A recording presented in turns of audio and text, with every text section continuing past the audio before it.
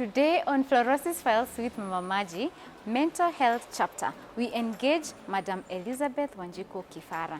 She is a psychiatric community nurse who will tell us more about the relationship between dental fluorosis and mental health. So come with me.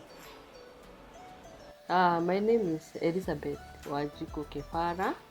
I'm a psychiatric nurse, Kenya registered psychiatric nurse. I started with Kenya Enrolled Community Nurse, so I'm a community nurse. And currently I'm pursuing my Bachelor of Counseling and Psychology. I'm third year in Presbyterian University of East Africa. Yeah, I was born in Nakuru County, but my parents had relocated from Laikipia County, so they have their white teeth.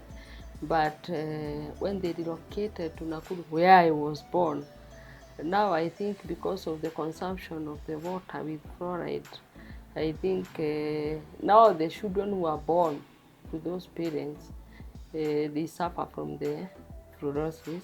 And I've seen people suffering from a kind of stigma, because you see somebody with fluorosis, there is that feeling. There is that feeling that there is something that is not it's not normal, or you are not like the other people. And when we talk about mental health, we talk about feeling, thinking, and behaving. I came to realize during the corona period, daktari, mtu ni hapa, mtu ni mdomo, because mtu akifunika na barakoa huwezi mjua, na wakati mtu anacheka, that is when you realize this is so and so. So those people who are born in those areas, Nakuru, Naivasha, they suffer from the problem. And when somebody thinks na watu wananiona, wanasema nini, what are they saying about me, na wananiona aje, or do they think that I don't maintain my oral hygiene? So it is a problem in the community. Na we cannot say that it just passes unnoticed. Hapana, mtu anajuaga there is something, na hata akienda kupigwa picha ukimwambia aseme gwashe, no, this person cannot say, because there is a feeling, am I okay? What will people say? So it's a problem. The dental stigma, I would say that mostly it affects the teens or the adolescents more than the elderly people. Yes, because the teens and the adolescents, they are in a stage of self-identity. This is where the boy or the girl is trying to identify himself. Who am I? How do I look like? How do I relate with others? And like the old people, wale wameona maisha yao, they have made their decision, but the teen is now realizing, who am I? And in counseling, we say that it's a stage of self-identity versus raw confusion. So this person, wakati anaji-identify, ameenda shule, other students they have white teeth, yeye ameadhirika na the fluorosis. Of course, we expect the stigma, the esteem, kujidhamini kunaenda chini. Juu huyu kijana anaona hayuko kama wale vijana wengine, so ina affect mostly vijana than the elderly. Number two, in early adulthood, this is where vijana wanakutana, maybe they are making their decisions, the partners to interact with, who to marry. So akienda, kijana anaenda kutafuta msichana, akiona msichana akisheka akiwa na the dental fluorosis, hiyo relationship inaisha hapo. So it still affects that stage of early adulthood more than the elderly, when wamefika maisha yao, wameoa, wamepata watoto. So I think even intimacy relationship can be affected because of this dental fluorosis. The dental fluorosis, it can affect the performance. We say that at this stage of teen, this child is trying to identify himself. Na hapa ndio anajijenga, anajijua mimi ni nani. Kwa hivyo kujidhamini kunakuwa, or the self-esteem. As somebody with low self-esteem, even competing with others, it's also a challenge. Therefore, it will affect even the performance. Actually, in counseling, ukimanage kutembea na a student, you raise the esteem. We create self-awareness. We raise the performance.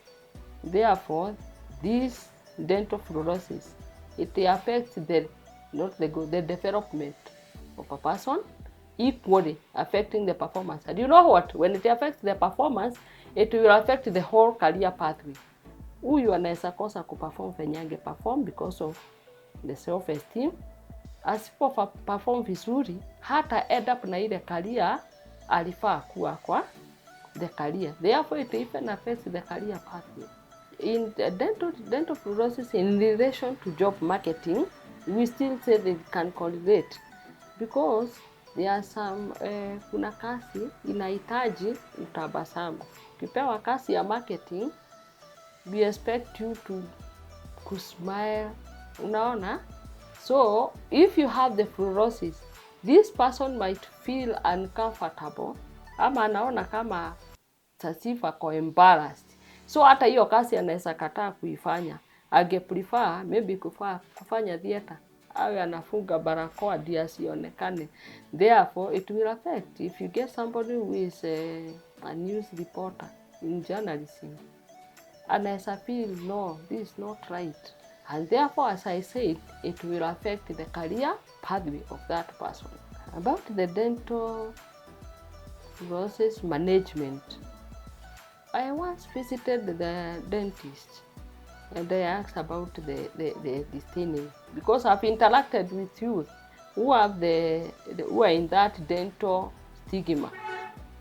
Wanasikia sasa kujidhamini hakuna, wanasikia tu they don't deserve to be the way they are. So I interacted with a dentist and nikamuuliza how can you help somebody with that problem, because if we are able to treat this problem, then we are done with the stigma, then we are done with the esteem. We raise the esteem, we raise the self-awareness, the career pathway, and the person develops the other stages appropriately.